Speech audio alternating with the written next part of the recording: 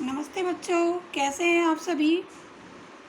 मैं आशा करती हूँ कि इस कोरोना के टाइम में आप सभी सेफली अपने घर पे होंगे और सभी लेक्चर्स की क्लासेस अटेंड कर रहे होंगे।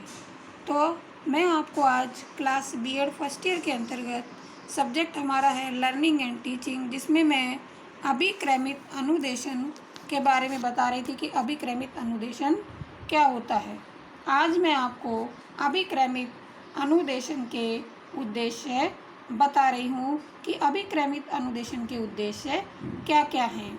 तो सबसे पहला है शिक्षक उपस्थिति की समाप्ति, अर्थात जो ये हमारा अभिक्रमित अनुदेशन है, इसमें सबसे पहला उद्देश्य इसका यही है कि इसमें शिक्षक उद्देश्य की उपस्थिति की समाप्ति हो जाती है। अभिक्रमित अनुदेशन में छात्रों को ऐसे अवसर या विषय वस्तु या स्थितियां प्रदान करना जिसके अंतर्गत क्या होता है कि जो शिक्षार्थी है वो शिक्षक की अनुपस्थिति में फ्रेम के द्वारा ज्ञान प्राप्त करने में सक्षम हो सके।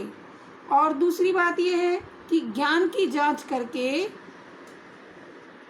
अभिप्रेरणा को प्राप्त करता रहेगा। पहले तो वो फ्रेम के द्वारा ज्ञान प्राप्त करेगा, उसके बाद ज्ञान की जांच करके अभिप्रेरणा को प्राप्त करेगा। दूसरा उद्देश्य आता है करके सीखने का उद्देश्य। स्टूडेंट्स, आप सभी जानते हैं कि किसी भी कार्य को अगर हम स्वयं करेंगे तो उसके द्वारा जो किया गया कार्य है वो हमारा जो ज्ञान है वो स्थायी होगा, तो अधिक प्रभावी होगा। तो करके सीखने का उद्देश्य इसमें यही बताया गया है कि अभिक्रमित अनुदेशन में मनोवैज्ञानिक प्रयोगों से सिद्ध करता है कि स्वयं करके सीखा गया ज्ञान अधिक स्थायी होता है।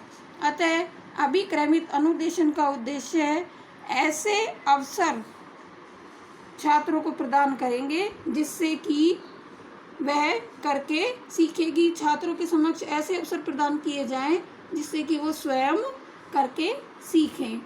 तीसरा आता है हमारा तार्किक व नियोजित ढंग से विषय वस्तु का प्रस्तुतिकरण।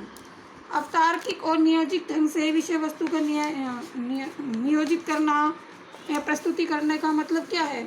तो स्टूडेंट्स, इसका उद्देश्य है कि छात्रों के सम्मुख पाठ्य वस्तु को अत्यंत ही तार्किक, नियंत्रित व क्रमबद्ध रूप से प्रस्तुत किया जाए, जिससे क्या होगा, छात्रों में तर्क करने की क्षमता, नियोजित करने की क्षमता बढ़ेगी और वह उसे अच्छे से अपना प्रस्तुतिकरण कर सकेंगे।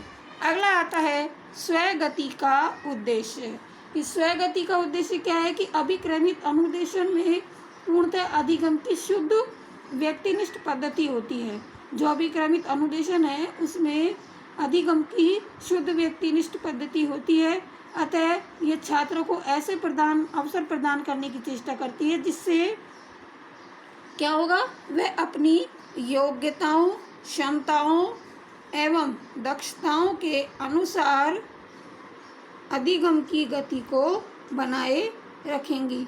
कि अपनी योग्यताओं, क्षमताओं और दक्षताओं के अनुसार जो छात्र हैं वे अपनी अधिगम यानी अपनी सीखने की गति को बनाए रखे।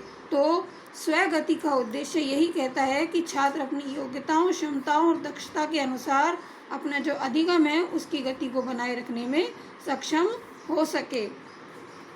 सबसे अंत में आता है स्वयं मूल्यांकन का उद्देश्य। जब आप एक कक्षा में छात्रों को अध्ययन कराएंगे तो आप उनका मूल्यांकन करेंगे कि छात्रों ने कितना और किस सीमा तक सीख लिया है। लेकिन छात्र अपना स्वयं का मूल्यांकन करें, ये अभिक्रमित अनुदेशन का उद्देश्य है कि छात्र स्वयं अपना मूल्यांकन करे कि उसने कितना सीखा है।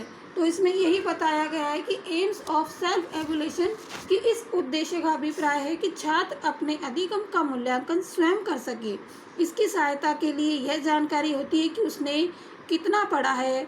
इनकी सहायता से अनुदेशन सामग्री तथा उसमें परिवर्तन किया जा सके कि छात्र यह जान ले कि उसने कितना पढ़ा है। इसके लिए वह क्या करेगा, वह स्वयं का मूल्यांकन करेगा।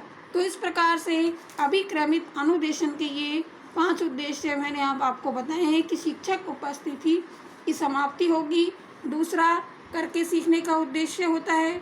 तीसरा, तार्किक व नियोजित ढंग से विषय वस्तु का प्रस्तुतिकरण, स्वगति का उद्देश्य और स्वमूल्यांकन का उद्देश्य। इस प्रकार से अभिक्रमित अनुदेशन के ये सभी उद्देश्य मैंने आपको बताए हैं। आशा करती हूँ कि आप सभी को ये अच्छे से समझ आए होंगे। फिर भी आपको कोई प्रॉब्लम है तो आप कमेंट्स करके मुझे बता सकते हैं। धन्यवाद।